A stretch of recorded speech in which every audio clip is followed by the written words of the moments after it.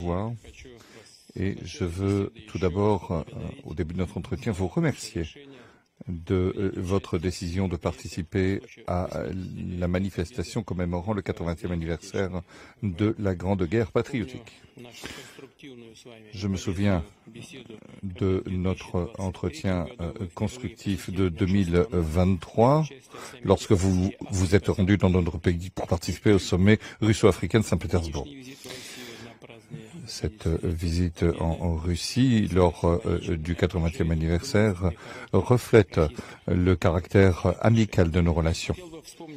Je rappelle également la contribution dans la défaite de l'Allemagne nazie et de ses satellites. Plus de 30 000 habitants du Burkina Faso ont fait partie de la coalition anti-Hitler qui se sont battus aux côtés de la France auprès de Charles de Gaulle, du légendaire Charles de Gaulle. Aujourd'hui, ce qui nous unit, c'est la lutte contre l'extrémisme et le terrorisme. Il s'agit de restaurer l'ordre constitutionnel face à des groupes radicaux dans certaines régions du Burkina Faso. Au cours des 2 dernières années, nous avons fait des progrès importants dans le cadre de notre collaboration dans divers domaines. Fin 2023, après plus de 30 ans d'interruption, l'ambassade de Russie à Ouagadougou a été ouverte. J'aimerais dire que nos échanges sont encore modestes, mais ils augmentent et c'est une tendance encourageante que nous souhaitons voir se poursuivre. Il s'agit de travailler au renforcement de nos relations économiques et d'échanges commerciaux. Je mentionnerai ce qui a été fait en octobre 2024 au cours des journées économiques du Burkina Faso en Russie. Une délégation a été accueillie avec le Premier ministre. Nous avons créé une commission intergouvernementale et à la fin de l'année dernière, nous avons créé aussi un groupe de travail. Nous allons continuer à aider votre pays dans la préparation et la formation de nouveaux cadres en 2024 et 2025. Le quota des bourses russes pour les citoyens du Burkina Faso va être multiplié par 2.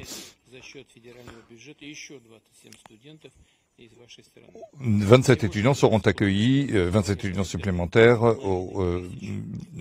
sur le compte du budget fédéral. S'agissant des relations culturelles, à Ouagadougou, nous avons ouvert en 2024 la maison russe où est enseigné le russe. Nous avons aussi un potentiel de coopération en matière de santé. Le 24 et le 25 avril, Madame Popov s'est rendue à Ouagadougou. Elle s'occupe des conditions et de développement de laboratoires scientifiques à Ouagadougou. Nous souhaitons poursuivre ces efforts. L'année dernière, nous avons livré 25 tonnes de blé et nous souhaitons livrer d'autres denrées alimentaires. Nous enregistrons également une coordination de nos efforts sur la scène internationale avec le Burkina Faso. Nous avons également tenu des consultations avec les pays de la Confédération des pays du Sahel, comme en témoigne l'événement qui s'est déroulé en avril de cette année à Moscou. Je vous remercie de votre attention.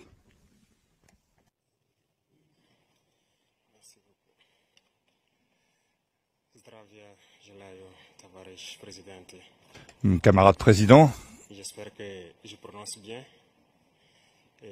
C'est un honneur d'être là donc à la célébration du 80e anniversaire de la victoire de la Grande Guerre.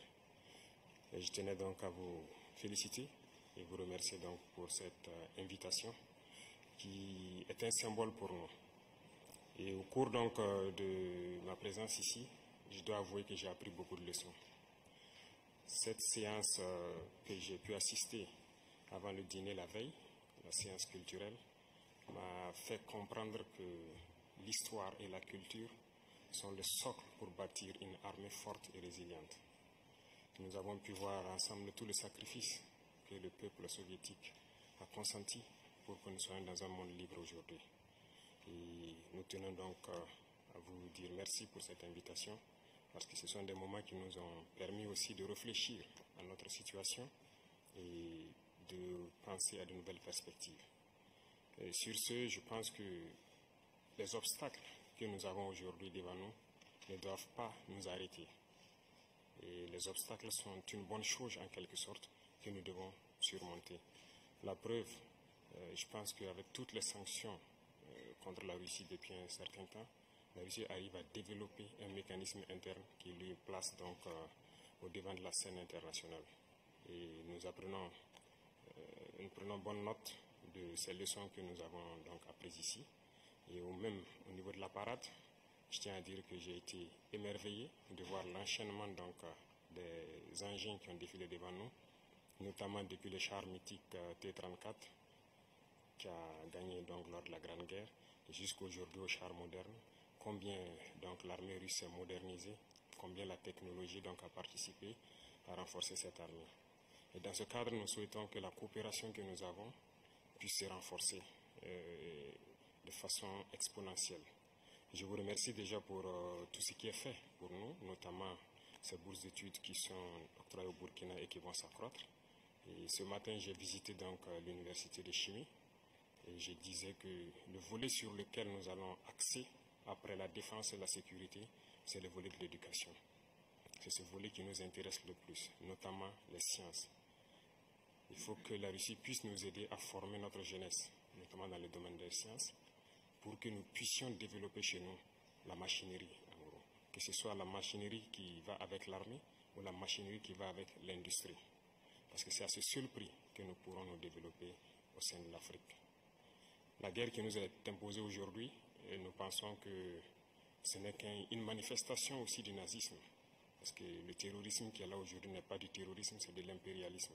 Ce sont nos terres qui intéressent ceux qui nous combattent. Et donc, finir avec cette guerre, avoir une armée forte et lancer le développement de notre patrie, telle est l'essence donc de notre combat. Et nous comptons sur vous pour surtout former nos cadres. Parce que la coopération, telle qu'on le dit, très souvent en Afrique, on aime avoir beaucoup de demandes. Nous savons que vous êtes dans une opération militaire spéciale. Nous comprenons tous les défis qu'il y a. Et le lendemain, qui est certain pour le monde entier, nous pouvons comprendre ça. Donc nous ne serons pas là peut-être à demander beaucoup de choses, à demander de l'aide ou quoi que ce soit. Mais l'aide que vous pouvez nous octroyer, c'est surtout ce transfert de connaissances que nous voulons. Et donc nous souhaitons avoir plus de bourses et voir dans quelle perspective nous pouvons nous-mêmes donner des bourses à nos étudiants pour étudier ici. Et dans un troisième temps, comment est-ce que les universités ici peuvent se dupliquer au Burkina Faso, notamment celles que j'ai visitées. Et aussi, il y a beaucoup d'autres universités dans le domaine des sciences. Comment on peut les dupliquer au Burkina Faso avec tous les laboratoires nécessaires qu'il faut pour former de manière pratique nos jeunes et que nous puissions être donc au cœur de notre propre développement. Donc c'est la demande essentielle que nous avons actuellement dans le contexte que nous vivons pour pouvoir transformer tout ce que nous avons sur place, produire beaucoup de choses nous-mêmes et que le Burkina Faso soit un hub où beaucoup de jeunes Africains vont venir et apprendre aussi la science. Parce qu'ici en Russie, vous avez d'éminents scientifiques et il y a eu beaucoup de savants que nous continuons donc d'étudier leurs œuvres. Je pense que c'est un arbre où nous pouvons soutirer la science pour nous développer. L'autre chose, c'est surtout dans le domaine militaire. Nous avons beaucoup de projets avec donc, le ministère de la Défense. Nous souhaitons donc